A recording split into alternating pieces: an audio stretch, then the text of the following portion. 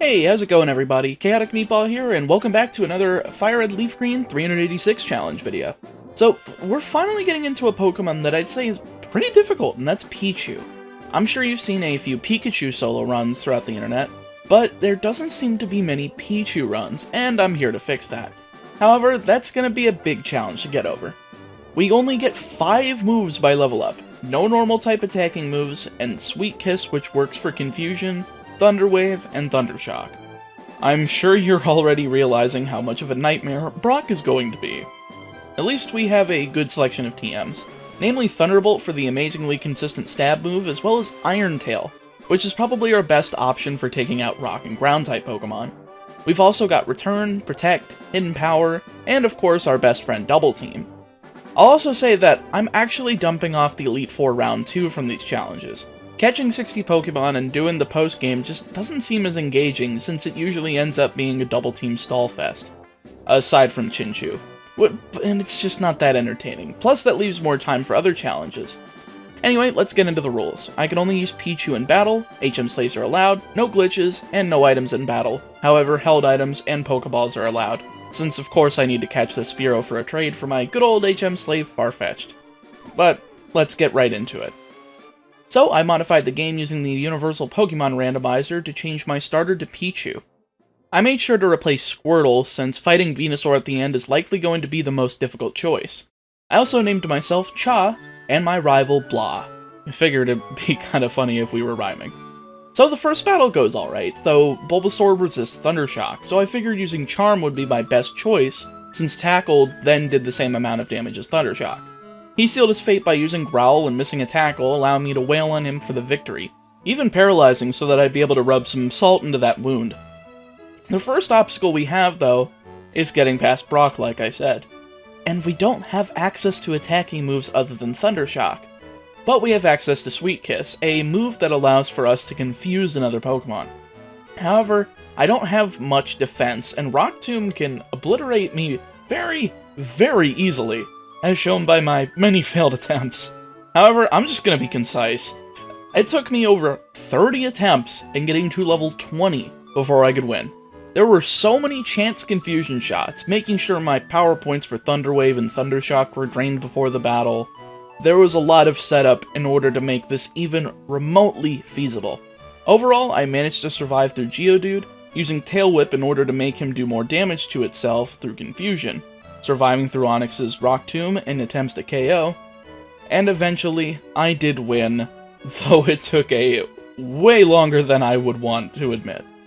After winning, I started realizing I literally have no TMs that are useful to me until Celadon City, since both Iron Tail and Thunderbolt are available in the game corner, so I have to be wary of any Rock-type trainers. Specifically, there's a few Magnemites in Mount Moon, which I know aren't Rock types, they're Steel types, but still, same thing. A few Geodudes and Onixes on Route 25, and several Geodudes, Gravelers, and Onixes in the Rock Tunnel. Luckily, I'll just say that none of them really gave me trouble, since I could avoid most of them, but we'll get to them when that comes to that time. However, Route 3 and Mount Moon were easy, and I avoided the trainer with Magnemites, arriving in Route 4, and actually being able to use the move tutors, since there's the move tutors for Mega Kick and Mega Punch. However, I only grabbed Mega Kick, since I wanted to have a 120 power move that it can at least damage Rock types. I kinda forgot about these, and I'm sure it'll help me take down those Rock types going forward. However, it's time for me to go for Misty, since I've got the type advantage after all. Although, I lost on my first 2 attempts, which was kind of insulting, but the 3rd attempt went well enough. Misty leads with Staryu, and I was a little bit crazy going for Mega Kick, since I had tried to one-shot it, but it didn't work. She went for Harden, then healed, and I hit Thundershock, paralyzed, allowing me to finish it with another one without getting hit. Next up is Starmie, and it went for Water Pulse, but I managed to inflict both Paralysis and Confusion before going for Mega Kick, allowing me to finish it with a critical Thundershock before it could attack again, netting me the win. Parafusion strats seem to be the best idea, though I know it probably won't last long. So we can't go forward until I take out my rival, so I went for it and managed to take him down, crazily enough, on the first try. He starts with Pidgeotto, using Quick Attack, but I finished it in 2 Thundershocks leading to Rattata. I one-shot it with Mega Kick, and 2-shotted the Abra using Thundershock since it can't attack, leaving just Bulbasaur. I went for Thunder Wave and Sweet Kiss, getting my Parafusion, but it really didn't work as well as I wanted it to, since he nailed a Vine Whip. He's paralyzed next turn, allowing me to finish it off with a second Mega Kick. I admit I was a little bit worried about Sleep Powder, but I managed to avoid it and beat him without any troubles. The Nugget Bridge was easy, but I'm forced to fight a Hiker before I can continue to Bill's house. One of them has an Onix, which isn't able to get taken down by 5 Mega Kicks. So I took on the other one and got past the Geodude he has, going back to heal and taking down the rest of the trainers before getting the SS ticket. Now I'm sure you're asking, Meatball, are you trying to avoid trainers to beat things at the lowest level possible? No. No, I'm not. I'm literally fighting everything I can, because I'm trying to not get obliterated. Because if I don't, I'm literally going to die. I don't want to resort to using Double Team at the end, since I feel like I will, even on the first bout of the Elite Four, even though that's the complete thing that I'm trying to avoid by not even doing Round 2. Either way, I fought my way through the SSN and made it to my rival again, which wasn't too bad at all. He leads with Pidgeotto again as I use Thundershock, KOing with 2 hits as he goes for Quick Attack, only hitting 1 since I paralyzed with the Static ability. Next out is Raticate, which I got the TM for Secret Power for, replacing Sweet Kiss, since it was just too inaccurate to rely on. It's a 2-shot, leading to Kadabra. Secret Power is normal type, therefore physical, so I just attack and get a 1-shot, leaving just Ivysaur. I barely missed the 2-shot with Secret Power and Mega Kick, allowing him to sap me with Leech Seed as he's paralyzed, even managing to put me to sleep. Luckily though, I wake up and KO with another Mega Kick, leading to victory. That was what I was worried about happening last time, but I'm glad I managed to survive this time.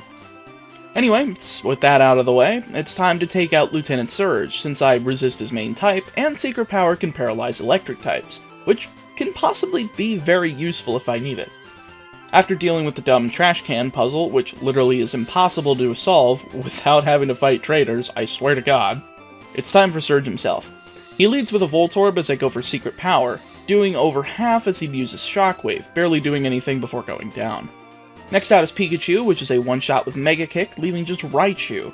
Of course, on my first Mega Kick on it, I get hit with Static, though he goes for Thunder Wave, wasting the turn. He tries Double Team, but I manage to get through Paralysis, nailing one more Mega Kick for the win. Not bad. I was worried I was going to get stalled out, but that never seems to be a problem when it comes to Lieutenant Surge, even though he usually paralyzes me and starts going for Double Team. With that, it's Rock Tunnel time. I'm just going to say that this is literally my least favorite part of every run, since it feels like I'm always bonking into walls. I just want to get through it, but I have to keep using escape ropes to heal, and waste more repels just to do the same thing over and over again. Luckily, I managed to get through the required hikers without too much trouble, and only had to escape rope 3 times before arriving on the other side of Route 10 and into Lavender Town. Sadly though, by the time I arrived in Celadon City, I didn't have enough money for the coins for either Thunderbolt or Iron Tail, so I just taught Pichu the TM for Shockwave that I got from Surge, and looted the Rocket Hideout so I could get some much needed money. Sadly, Giovanni has a history of not giving me enough money for what I need, so I'll have to give him a well-deserved beating. Lucky for him, it's not happening immediately, since I want to have Thunderbolt before fighting him. So I fought the trainers inside of Erica's gym first, since they give a really nice chunk of money for this part of the game. However, I still don't have enough, so I said screw it, I'll fight the trainers on Route 8 so I can get more. Nope, still not enough. Time for Saffron's Fighting Dojo? Can I get it now? Nope. Still about 1,000 coins out from getting it. Oh, I guess I'm fighting Giovanni without it. I got defeated twice, but then remembered I could get the TM for Return from Route 12's gate. This gives me a bit more consistency than Mega Kick, so I got rid of it and fought the trainers on Routes 12 and 11, since I kind of forgot that I didn't fight them just yet. So I got to level 50 before fighting Erica. She leads with Victory Bell as I go for Return, doing over half if she uses Stun Spore. But I made sure to give myself a Cherry Berry so I could get a free KO. Next out is Tangela, which went down to a single 1-shot Return, leaving just Vileplume. I used Return, but got paralyzed and hit with Giga Drain, allowing her to get into healing range after another Return, going back up to full. I managed to hit it with 2 more Returns as she hit Acid, winning me the Rainbow Badge. Not too bad, though I expected it to be much closer, though the Cherry Berry really helped in the end. Sadly though, I'm still 300 coins away from getting the TM for Thunderbolt. Though in hindsight, I had enough coins for the Iron Tail, so I don't know why I didn't just do that and Shockwave. Oh well. I sold my other TMs that I couldn't use, like Giga Drain, Psychic, basically anything I just didn't need, giving me enough money to finally get over that 4,000 coins I needed for it. I probably won't get Iron Tail for a little while, but that's alright, I'll live. It took about 5 attempts from here, but I managed to win relatively quickly. He leads with Onix as I go for Secret Power since I wanted to get the Paralysis, but it didn't work as he lands a Rock Throw for minimal damage. I get a crit with Return before he uses Harden, but I managed to get the Paralysis thanks to Static, finishing it off with 2 more returns. Next out is Rhyhorn, which basically just wasted time with Scary Face and Tail Whip, only landing 1 attack before going down to 4 returns. Last out is Kangaskhan, which used Tail Whip, Bite, and another Tail Whip. Literally the best combo of moves for him to use in my current situation, allowing me to finish it off with several Thunderbolts. That was quite the heck of a fight. But now it's time for the rival fight in the Pokemon Tower. And he's not bad at all, since he's got a pretty easy team to take down. He leads with Pidgeotto, which is a one-shot with Thunderbolt, as is Gyarados. Next out is Growlithe, which is again a one-shot, as is Kadabra with Return, leaving just Ivysaur. Return is barely doing under half, allowing him to put me to sleep, and kept nailing Razor Leafs, getting a crit before I managed to KO with 2 more returns. That was pretty easy, but Ivysaur really did a number on me. I am not looking forward to seeing how hard it'll be when I have to take down a level 63 Venusaur at the champion battle. After whipping out the Ghost of the Tower, I got the Pokeflute, clearing out the trainers on routes 13 through 15 before arriving in Fuchsia City. However, I didn't really want to fight Koga just yet, so I headed back over to Saffron City and took out the trainers of the Sylph Company, as well as the Cycling Road before trying to take him down. He starts with Coughing, which is a one-shot with Thunderbolt, leading to Muck. Muck is actually specially defensive, so I decided to go for Secret Power so that I could Paralyzed, but I didn't in 2 hits, so I just finished it off with Return. Next out is another Coughing, which is a one-shot, leaving just Wheezing. Luckily, I lived a Sludge, allowing me to 2-shot it with Thunderbolt, along with him wasting his last turn with a full heal. Gotta love Pokemon Trainer AI and using all those items that I'm not allowed to use. So I can't really go anywhere else at the moment, since I need Lapras for Surf. Well, technically I could grab Eevee and Celadon, give it a Water Stone to evolve into Vaporeon and slap Surf on it, but I really don't need to fight those trainers. I know I can beat Giovanni and the rival right now. So I just went for it. I managed to consistently get to his Venusaur over and over again, but at that point it just kept putting me to sleep and KOing me. I was actually tempted to use Double Team for this fight, but I wasn't giving up so easily. I decided to give a Chesto Berry to Pichu to make it a little bit easier for me, and it managed to be a great attempt, one-shotting Pidgeot, Gyarados, and Growlithe with Thunderbolt, 2-shotting Alakazam with Return, leaving just the fight with Venusaur. I went for Thunder Wave so that I could delay the inevitable Sleep Powder, which I managed to do, not getting hit with it at all before taking it down with about a half-dozen Thunderbolts. I didn't expect it to go down that well, actually. But after healing, it's time for Giovanni. Or, that is what I would say if I didn't grab Lapras. I'm gonna need more levels, because if the rival's destroying me this easily, I'm gonna need to be higher level since there's a few ground types I need to survive through. So I took out the water routes as well as the Pokemon Mansion, grabbing the secret key and fighting the trainers in Blaine's gym. And I figured I'd also take him on since he's not really that big of a pain. Blaine kicks off with Growlithe, which is a one-shot with Thunderbolt, as is Ponyta, leading to Rapidash. It's a 2-shot, managing to land a Fire Blast for nearly half HP, leaving just Arcanine. It's a 3-shot, but I managed to paralyze as it misses Fire Blast, making him waste time with a full heal, which gives me the chance to get a random critical hit for the KO and the win. I'm glad that crit made it a 2-shot, since I probably would have gone down, but that was the first attempt, and I'm quite happy with that. I actually went straight for the Sevi Island side quest this time, since if I'm going to be skipping out on the Elite Four Round 2, I need to go ahead and take these trainers out now, since there's not really much to be done once I go for the Elite Four. There's nothing much here that's a pain, so I'm quite happy with it, returning Lostel to her father, and going back to the mainland for the last non-Gym Giovanni fight. From here, it only took about 3 attempts, especially since I have enough money now to grab Iron Tail, which is very, very helpful. He leads with Nidorino, which is a one-shot with Thunderbolt, leading to the first threat of the team, Nidoqueen. Fortunately, this attempt led to me not getting poisoned until I took it out with 3 returns, which I made sure to think ahead and gave Pichu a Pecha Berry to make it a non-factor. Next out is Kangaskhan, which is a 2-shot with Thunderbolt, only hitting Rage, a very weak normal-type move. Last out is Rhyhorn, which is a one-shot with Iron Tail, leaving the Master Ball to never be picked up. Seriously, I don't want it. One more gym to go before fighting him again, and that's Sabrina's gym. I was originally going to skip the trainers since I was getting a bit excited and I wanted to finish the run, but I calmed down, fought them, and then fought Sabrina. She leads with Kadabra, which is a one-shot with Return, leading to Mr. Mime. I barely missed the one-shot with Thunderbolt, allowing her to hit Psybeam and get locked into a healing loop before getting KO'd, leading to Venomoth. The same thing happened with Venomoth, since it barely wasn't a one-shot, hitting a Psybeam before taking it out, leaving just Alakazam. Fortunately, I just KO'd with a critical Iron Tail, winning me the Marsh Badge, leaving only one gym remaining. By the way, I'm just going to say that the trainers in the 8th gym are actually pretty intense, usually having about 5 Pokemon apiece, making it probably the most difficult final gym in most of the games. I can only think of maybe Gen 4 having some tough trainers in Vulcaner's gym, but this one really takes the cake. Especially when you have a bunch of ground types against your electric type, like Marowak, Sandslash, and a bunch of other tough evolved Pokemon. But I managed to take them down before moving on to my last Giovanni fight. I lost pretty handily, multiple times, so I just used my 7 rare candies I had so I could just power through, literally being at level 86 before winning, in case you were wondering how bad Pichu actually was. Most of the Pokemon before this had to be in the 80s for the Elite Four Round 1, not for the final gym leader. Pichu is bad, plain and simple. That is why it damages itself in Super Smash Bros., but that's getting onto an entire point that's completely irrelevant to this video. He leads with Rhyhorn, which, by the way, isn't a one-shot with Iron Tail. 41 levels of difference. Not a one-shot. So I finished it after he healed with 2 of them, leading to Dugtrio. Oh wow, a critical one-shot Earthquake. Yeah, it's bad.